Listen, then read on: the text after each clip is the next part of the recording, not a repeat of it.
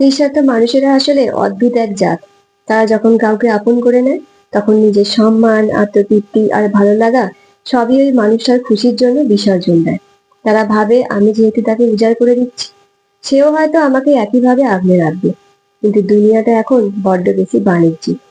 এখানে মানুষ ভালোবাসা খোঁজার আগে দেখে তার লাভ কতটুকু। যেখানে স্বার্থ থাকে, সেখানে মানুষ কদর করে। আর যেখানে ভালোবাসাটা খুব সহজলভ্য হয়ে যায়, সেখানে মানুষের কাছে আপনি সস্তা হয়ে যান।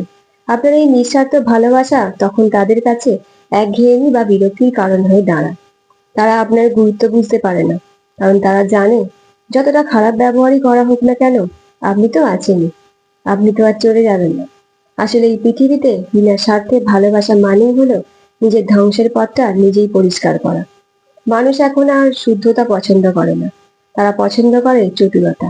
আপনি যত বেশি কারোর জন্য নিজেকে বিলিয়ে দেবেন, সেই মানুষটাই আপনাকে ততটাই তুচ্ছ মনে করবে।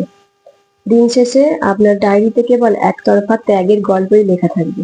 আর যার জন্য এত কিছু করলেন, সে হয়তো অন্য কারোর সাথে নিজের স্বার্থের হিসাব মেলাতে ব্যস্ত থাকবে। পরিশেষে একটা কথাই সত্য, বিনা স্বার্থে ভালোবাসাটা এখনকার সময় অভিশাপ। যার ভালোবাসায় কোনো শর্ত নেই, তার কপালে কোনোদিন শান্তিও নেই।